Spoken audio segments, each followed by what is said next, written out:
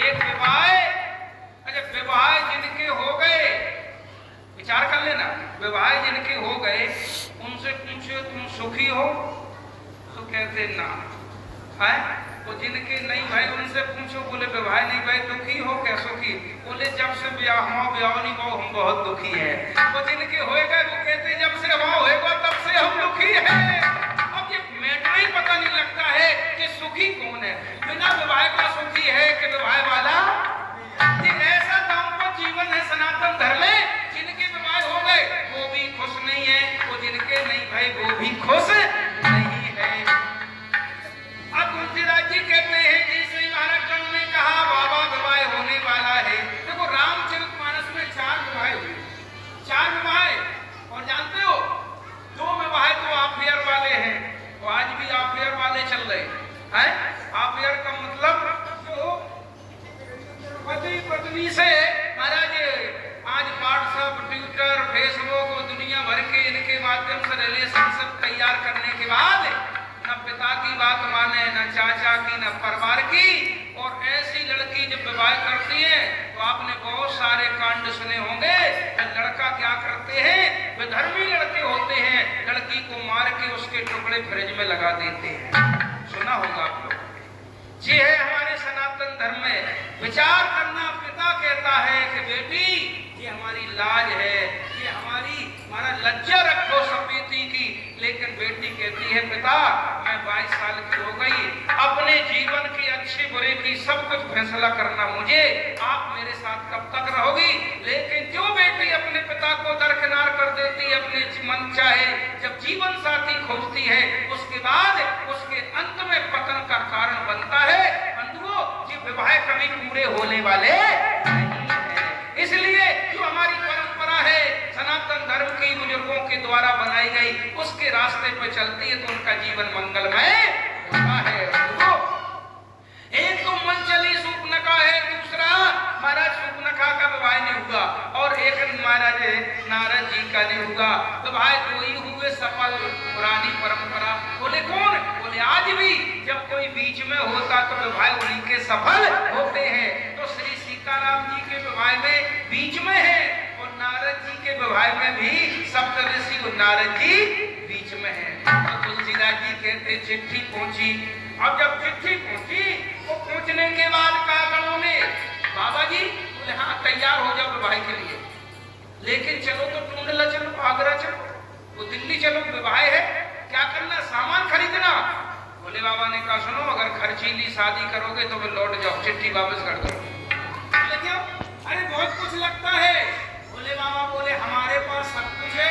अरे यहाँ तो सांप ही सांप दिखाई दे रहा है, सांप के अलावा कुछ दिखाई। अब बताओ एक सांप अगर कमरे में आ जाए जिसमें सोते हो, ईमानदारी से बताओ रात भर नींद आए है? क्यों, सांप साक्षात काल का प्रतीक है। लेकिन भोले बाबा कालों को भी अपने महाराज क्या बनाते हैं, आभूषण बनाते हैं। तुलसीदास जी कह रहे शिव शंभु गण कर रहे सिंगारा, जटा मुकुट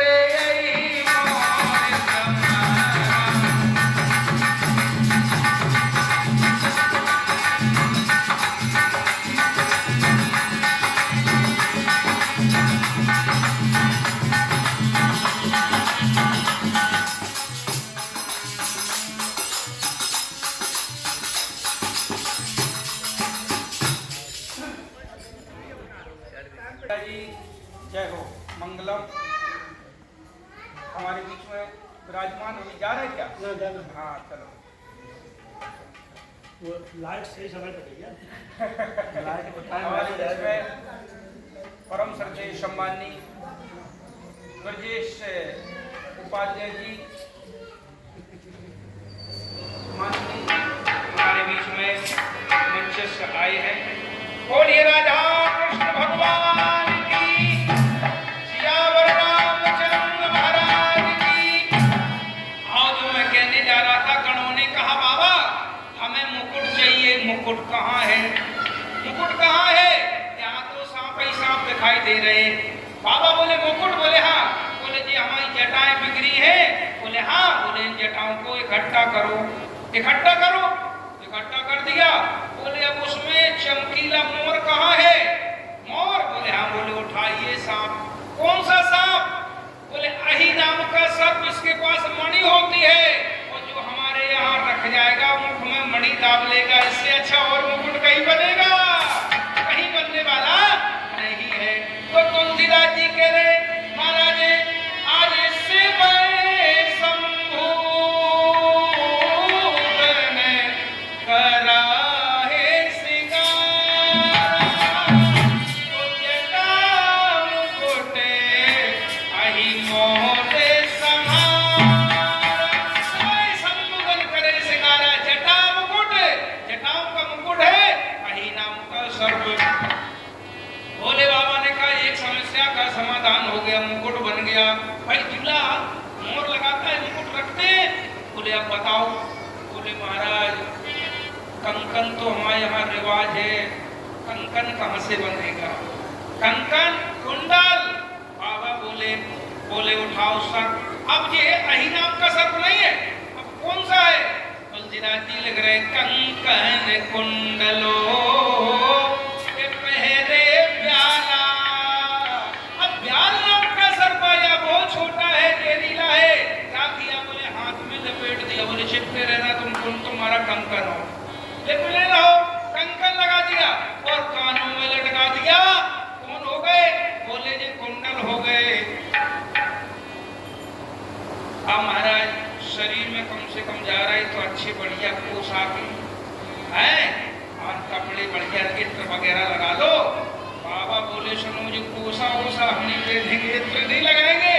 तो फिर बोले महाराज कोई चलने के मरने के बाद उसकी वो चिता ठंडी हो गई हो तो वो राख लाओ पूरे शरीर में लगा दे।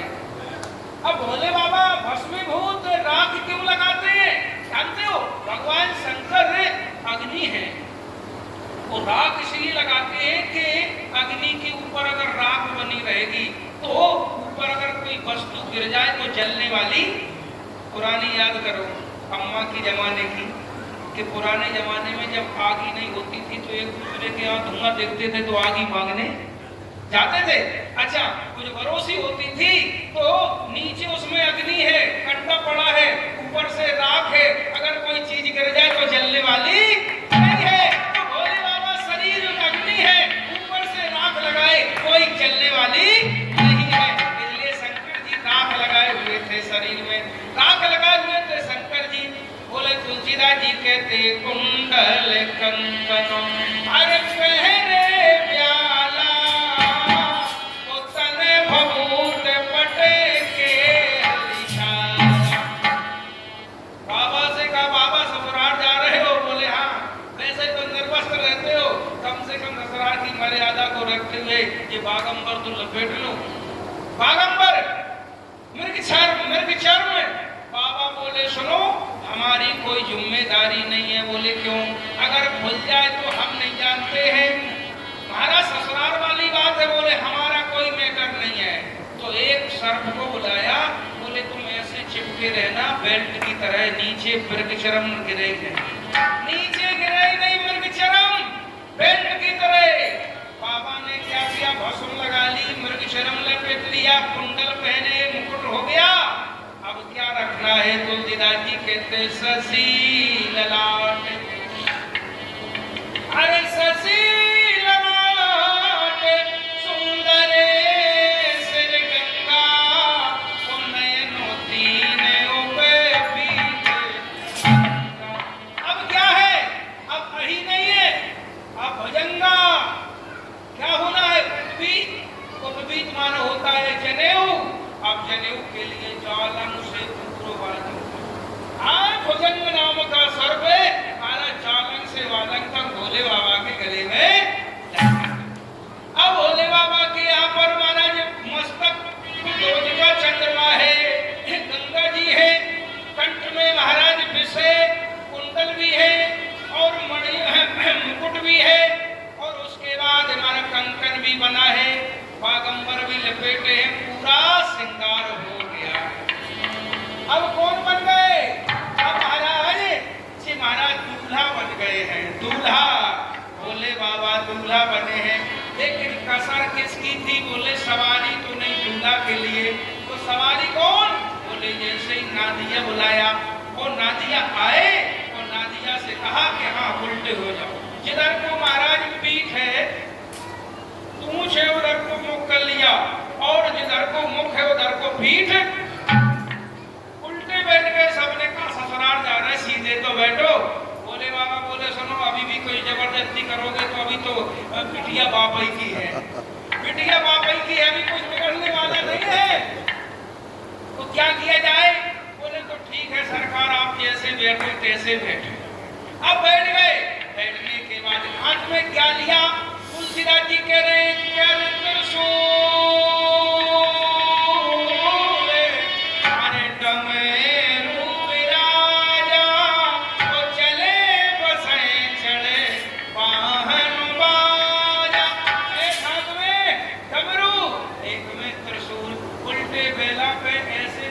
बैठ गए हैं। ऐसे देवता, इनको देखकर अच्छे अच्छे लोगों के पसीना निकल रहा है, ऐसे सरकार बैठे हैं। और जब महाराज सबसे पहले जानते हो दूल्हा की डिमांड कहाँ होती है? बोले दूल्हा को माताएं देखती हैं, विष्णु का स्वरूप होता है। तो सबसे पहले किसने देखा? बोले देवताओं की स्त्रियों ने देखा।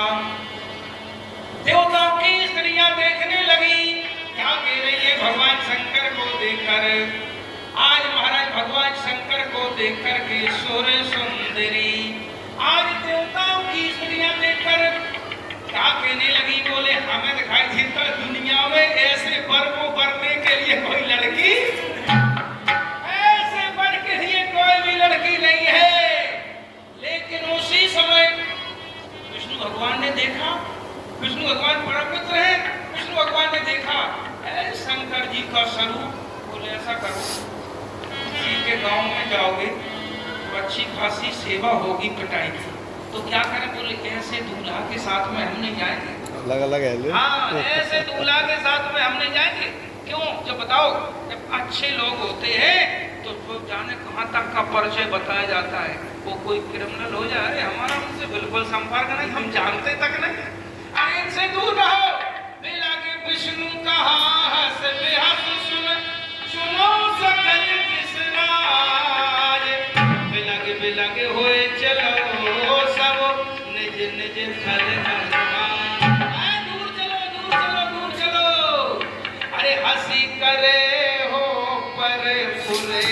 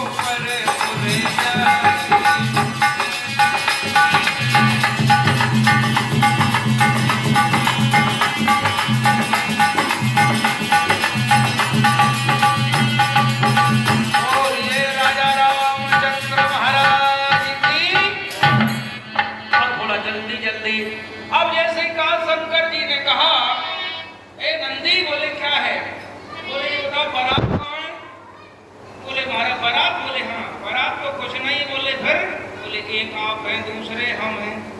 बारात कहाँ है? बारात बोले हाँ, बोले बारात तो कहीं दिखाई नहीं दे रही है।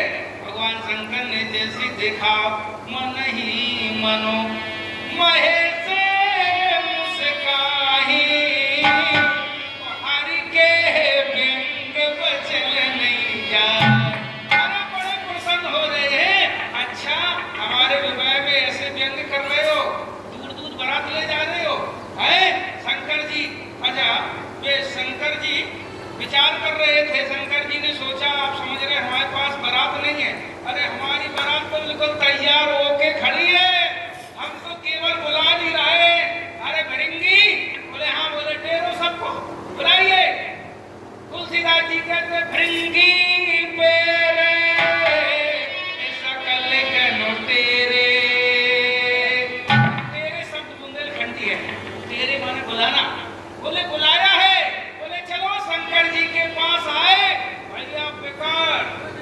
कैसी बारात है, ऐसी बारात थोड़े थे। सब महाराज भूत ही भूत है, डाकनी है, साकनी है, चुड़ैल है, भूत है, परीत है, और महाराज कहाँ तक है, सगुन है, असगुन है। किसी ने कहा तुम क्यों रो रहे हो? बोले हमारा नाम असगुन है। तो रोते ही रहते हो? बारात तो शुभ कार्य के लिए जा रही, चुप हो जाओ। बोले हम चुप होने वाले नहीं। बोले क्यों? अरे हमारा नाम ही असगुन है, तो तुम यहाँ क्या किस लिए आए हो? जाओ यहाँ से। नहीं नहीं, श्री सीताराम जी का विवाह हो रहा था तो हम रो रहे थे। शंकर जी आए, बोले तुम क्यों रो रहे? बोले असगुन है। तो असगुन है तो क्या हुआ? बोले हमें कोई चाहता नहीं, तुम असगुन हो, तुम यहीं रहो।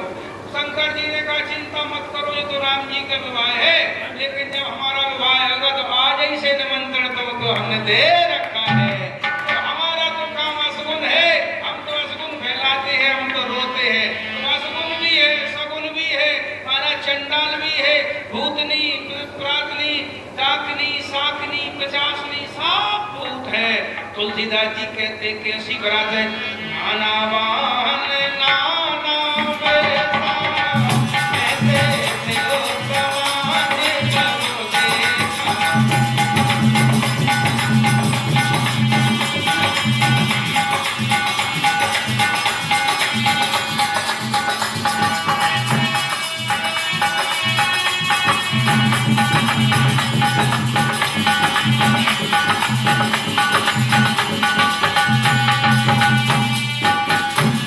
अब भगवान शंकर की बारात, ऐसी बारात जा रही है भगवान शंकर की, नाना वाहन नाना वेशा, वैसे शिव समाज सब देखा है कैसी को मुख ही। अरे किसी के मुख ही नहीं है, किसी के पैर ही नहीं है, और बारात जा रही है। अब बारात जा रही है तो जाने दो, हाँ बारात जा रही है तो जाने दो बंधुओं। अब आरती का समय हो गया है, क्योंकि 3:45 बज गया है। अब इतनी जल्दी बारात का विवाह नहीं हो पाएगा। और कल भोले बाबा की बारात में चकाचक आना बंधुओं, गजब की स्वागत हुई।